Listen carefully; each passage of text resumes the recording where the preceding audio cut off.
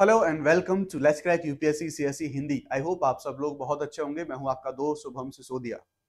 दोस्तों, प्रयागराज महाकुंभ से एक बड़ी दुखद बड़ी खबर हमें देखने को मिली कि वहां पर भगदड़ जैसी स्थितियों के कारण लगभग 7 से 10 लोगों की मृत्यु और कुछ लोगों की जो वहां पर हताहत होने की खबरों के साथ साथ कुछ लोग घायल भी वहां पर हुए हैं।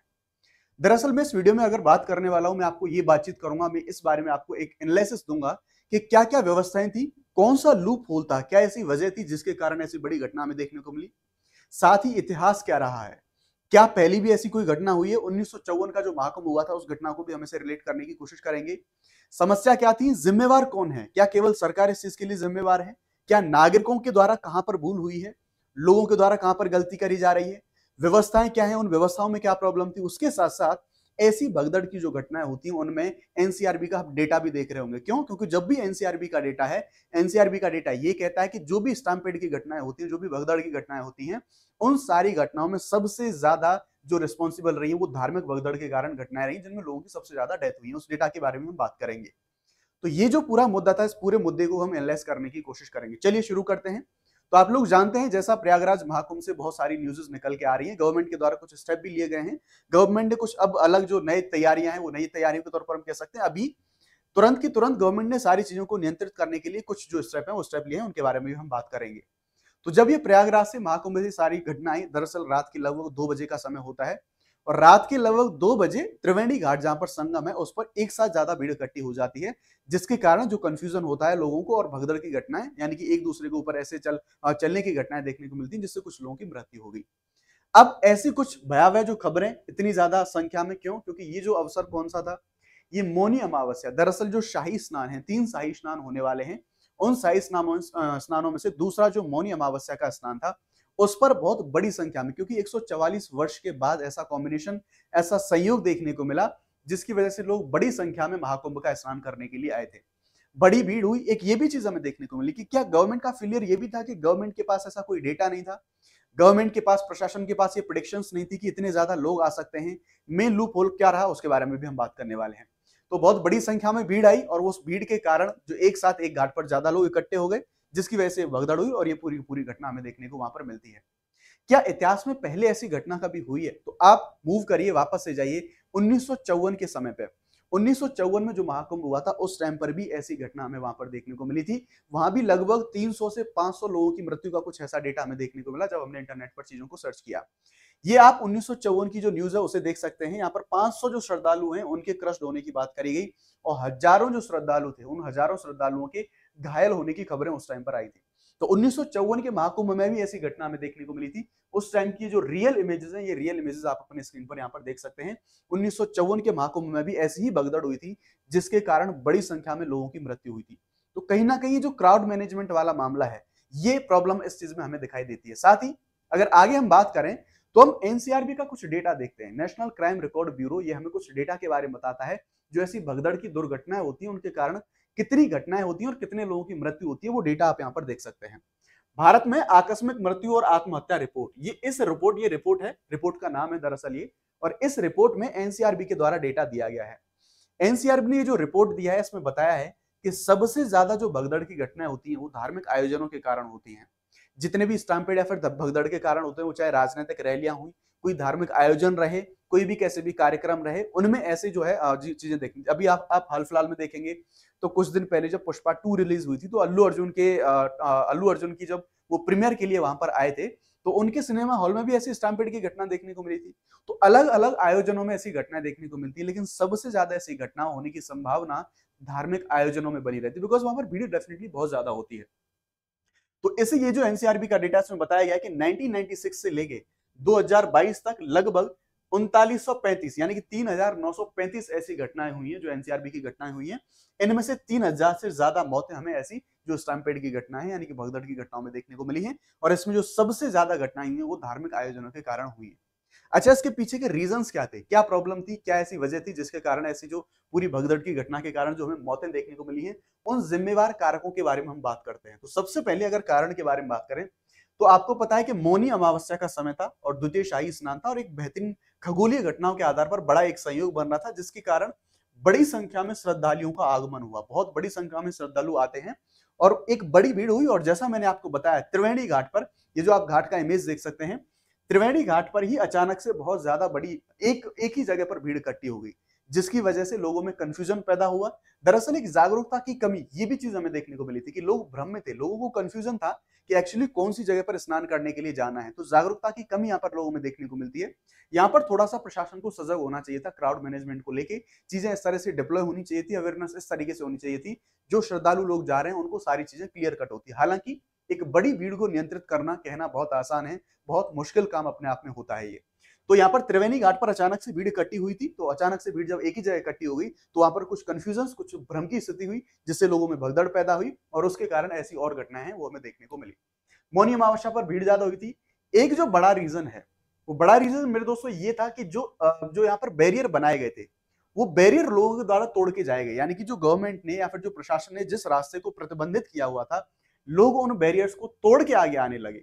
इवन इतना ही नहीं, जो कुछ रास्ते सिर्फ अखाड़ों के लिए रिजर्व करे गए थे, यानी कि जो सिर्फ शाही अखाड़े जिन रास्तों से आने थे, सिर्फ उनके लिए वो रिजर्व करे गए थे, उन रास्तों पर भी आम भीड़ आ गई। और इतना ही नहीं, जो वन साइडेड वे होना चाहिए था, यानी कि एक तरफ से लोग आने चाहिए थे, एक तरफ से लोग जाने चाहिए थे, एंट्री और जो एग्जिट पॉइंट थे, वो सारी व्यवस्थाएं भी भंग हो गई। यानी कि लोग एक ही रास्ते से आ रहे हैं और एक ही रास्ते से जा रहे हैं।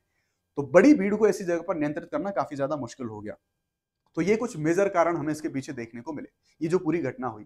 अब इसका क्रिटिसिज्म कुछ ऐसे भी हो रहा है, यहाँ पर आप देख सकते हैं, ये एक ट्वीट है यहाँ पर, जो हमारे प्रशासन सिर्फ वीआईपी की सेवा में लगा रहा, महामंडलेश्वर प्रेमानंद जी के द्वारा ये चीज बोली गई, उनके द्वारा कि जो प्रशासन है उस प्रशासन का ज्यादा ध्यान है। बिल्कुल देखो, एक तरीके से हम कह सकते हैं, इस चीज को नकारा नहीं जा सकता कि ये जो घटना हुई है ये कहीं ना कहीं प्रशासन का फेलियर तो है ही, डेफिनेटली प्रशासन का फेलियर है।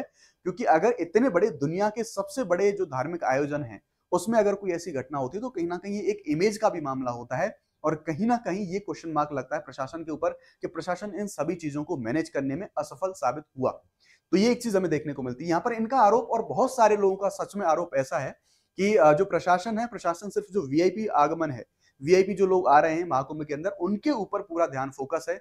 जो बेसिक आम जनता है उनके लिए फैसिलिटीज की समस्या बहुत बड़ी है। अगर आपने सोशल मीडिया पर जो लोग वहां पर जा रहे हैं उनके एक्सपीरियंस सुने होंगे, जो लोगों के एक्सपीरियंस देखे होंगे, तो आपको ये भी देखा होगा कि आम लोगों के लिए फैसिलिटीज बहुत कम है। लोगों को रेलवे स्टेशन से 10-10, 15-15 किलोमीटर दूर पैदल चल के जाना पड़ रहा है। उसके पीछे एक रीजन ये भी है कि वहां का जो ट्रैफिक है, उस ट्रैफिक को मैनेज करने के लिए जो वाहनों का आवागमन बंद करके रखा हुआ है उस पूरे रीजन में, पूरे एरिया में। तो आम जनता का आवागमन रहा, आम जनता के लिए जो सुविधाएं रही, उनकी कमी हमें वहां पर देखने को मिलती है। तो एक ये जो बड़ा क्रिटिसिज्म है वो देखने को मिलेगा। अब बात आती है कि गवर्नमेंट के बड़े दावे। गवर्नमेंट ने जब ये सारी चीजें शुरू हो रही थी, महाकुंभ शुरू हो रहा था, तो गवर्नमेंट ने बहुत सारे बड़े बड़े दावे किए थे, जिनमें प्रमुख रूप से गवर्नमेंट ने कहा था कि भाई हमारा जो बड़े तरीके से जो एआई बेस्ड कैमरे हैं, एआई सर्विलांस कैमरे हैं, इनसे हम निगरानी रखेंगे, हर चीज की निगरानी रखेंगे। सिर्फ कैमरे ही नहीं, हम ड्रोन से, हवा के माध्यम से ही निगरानी रखेंगे। इतना ही नहीं, पानी में भी हमारी निगरानी रहेगी, पानी में भी हमारे जो सर्विलांस हमारे इक्विपमेंट हैं वो तैनात रहेंगे। तो ये जब सारा डेटा था, बड़ा एआई बेस्ड डेटा सेंटर वहां पर बनाया गया था गवर्नमेंट के द्वारा एआई महाकुंभ में। क्या गवर्नमेंट इस चीज को प्रिडिक्ट करने में असफल रही कि जो मौनी अमावस्या के दिन इतनी बड़ी भीड़ आने वाली है, उस क्राउड का जो नंबर है उस नंबर को एसेस करने में विफल रही, या फिर उसको एग्जीक्यूट, जो सारी वहां पर चीजें होनी चाहिए थी उनको एग्जीक्यूट करने में असफल रही? ये एक क्वेश्चन मार्क लगता है। ये एक जो बड़ा सवाल है, वो बड़ा सवाल हमें यहाँ पर देखने को मिलेगा। अब इसके इंपैक्ट अगर हम देखें कि कौन कौन से सवाल इस चीज पर खड़े, या फिर कौन कौन से इसके प्रभाव हुए इस घटना के बाद, सरकार ने क्या कुछ नए जो डिसीजन है वो नए डिसीजन लिए हैं। देखो, हम यहाँ पर बात करेंगे कि दरअसल ऐसा होने के बाद गवर्नमेंट ने जो बॉर्डर्स हैं उन बॉर्डर्स को क्लोज कर दिया है। जैसे अगर हम नियर बाई चित्रकूट को देखें, तो चित्रकूट से भी जो वाहनों की आवाजाही है उसको पूरे रास्ते को बंद कर दिया गया, सो दैट और ज्यादा जो भीड़ आ रही है उस भीड़ वो ज्यादा भीड़ ना जा सके महाकुंभ में। तो इस वजह से यानी कि जो बॉर्डर है उन बॉर्डर को सील कर दिया गया है कि ज्यादा और बाहर की जनता अभी ना आ पाए, बिकॉज ऑलरेडी भीड़ बहुत ज्यादा है महाकुंभ के अंदर। इसके साथ साथ जो बॉर्डर है वो बॉर्डर क्लोज कर दिए गए हैं। उसके बाद जो शाही स्नान है, और शाही स्नान पर एक थोड़ा सा जो क्वेश्चन मार्क है वो क्वेश्चन मार्क लग गया कि अगर, हालांकि जो शाही स्नान है, जो शाही स्नान पर अभी क्वेश्चन मार्क ये लगा हुआ है कि उस शाही स्नान को भी स्थगित कर दिया गया है। हालांकि अखाड़ों के द्वारा ये बात बोली गई है कि अभी जैसे ही भीड़ कम हो रही है, और भीड़ अगर कम हो जाएगी तो रात तक शाही स्नान है उसको किया जा सकता है, लेकिन अभी के लिए इन शाही स्नान को स्थगित कर दिया गया है। जो एक पूरे तरीके से, एक शाही तरीके से, जो उनका एक रिवाज के तरीके से चीजें निकाली जाती हैं, उनको छोटे स्तर पर किया जाएगा, बहुत बड़े स्तर पर नहीं किया जाएगा, सो दैट जो क्राउड है या फिर से कोई ऐसी स्थिति ना बने। एक जो सबसे बड़ा क्वेश्चन मार्क लग रहा है कि तीसरा जो शाही स्नान होने वाला है 3 फरवरी को, बसंत पंचमी का, उस पर भी क्वेश्चन मार्क अभी लग रहा है कि इस शाही स्नान पर ऐसी समस्या हुई, कहीं इस शाही स्नान पर भी तो कोई ऐसी कोई दिक्कत नहीं हो सकती। इसके लिए प्रशासन के द्वारा जो अपने जो कोशिशें हैं वो बहुत ज्यादा बढ़ा दी गई हैं।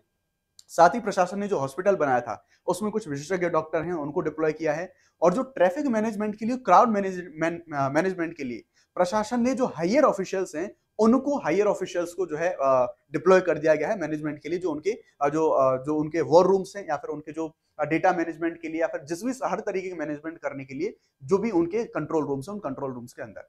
साथ ही जब बॉर्डर एरियाज में हम देखेंगे तो ट्रेनों में भी स्थिति बहुत ज्यादा गंभीर है। एयरपोर्ट्स पे अगर आप देखें, यानी कि आप एयरवेज के माध्यम से देखें, तो लगभग जो फ्लाइट के प्राइस होते थे वो 3 से 4 गुने बढ़ गए हैं। ये चीज हमें देखने को मिलेगी।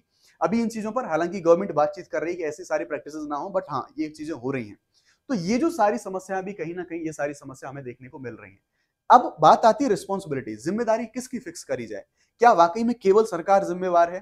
तो ये आंसर अगर सिर्फ अकेली सरकार के ऊपर हम ये सारी चीजों को नहीं थोप सकते, क्योंकि कहीं ना कहीं हम और सभी जो लोग हैं वो लोग भी इस चीज के लिए जिम्मेवार हैं। जैसे हम बात कर रहे थे कि जो बैरिकेड तोड़ के लोग भाग रहे थे, यानी कि सब लोगों को ये जल्दी थी कि हमें जल्दी नहा के जल्दी भागना है।